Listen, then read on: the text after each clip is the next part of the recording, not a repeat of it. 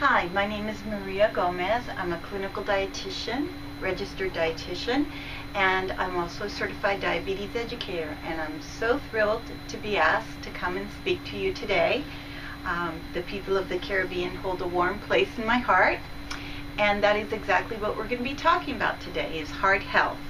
And we're going to start off with some statistics, which aren't so wonderful.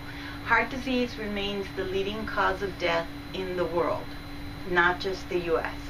In the U.S. it is the leading cause of death, but it also is for the whole world. And coronary artery disease impacts both men and women. That's because men start to develop heart disease when they're very young, and their heart disease develops over decades. So that men start having heart disease in their late 30s, 40s, and 50s. However, when women develop heart disease, it's usually after menopause. So because a man develops heart disease over a longer period of time, their arteries close off very, very slowly, and they develop collateral circulation.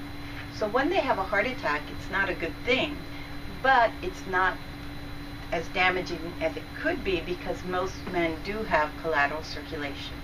Women, on the other hand, we don't have the opportunity to develop collateral circulation because our arteries close off very quickly after a wonderful event we all go through called menopause. So with menopause, our estrogen and progesterone levels go down and our cholesterol levels start to go up, and our arteries close off very quickly.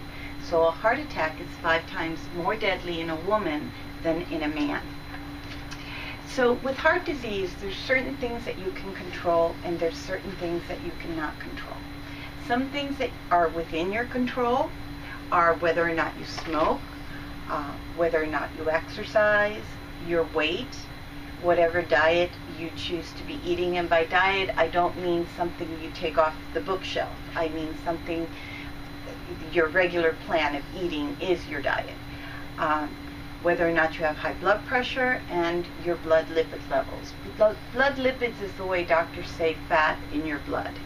And by blood lipids, I mean your cholesterol and your triglycerides and whatever that one refers to as the good cholesterol and the bad cholesterol. Things that are not under your control are your genetics. If you have a strong family history for heart disease, you need to start getting yourself screened at an earlier age. Whether you're a man or a woman, that's determined at birth. And your age. We all lie about it, but the mileage is under the hood. So with heart healthy eating, there's a few things that you can just say that are just some generalizations, okay? Generalization number 1. The more color on your plate, the healthier the food is that you're eating. And because I've been to a couple of the islands, I know that we've gotten very commercialized with some of the foods that get imported, and by color I mean regular color. I don't mean Kool-Aid color. So the more natural color on your plate, probably the food is healthier that you're consuming. The younger the animal, the more cholesterol it has. So an old hen is going to have less cholesterol than a young chicken. And veal always has more cholesterol than beef, because the younger the animal, the more cholesterol it has. Don't eat food that won't rot. I had a bunch of children laugh when I said this at a school. By this I mean that that tin of Vienna sausages can be on your shelf for 19 years and it's never going to rot. You can still open it up and eat it. If a food is so processed that it's lost its ability to break down, it's probably not a real healthy thing to be eating. And the last generalization that I want to say is the less legs it has, the healthier it is to eat. So 4-legged creatures are less healthy to consume than 2-legged creatures, and 2-legged creatures are less healthy to consume than animals that have fins.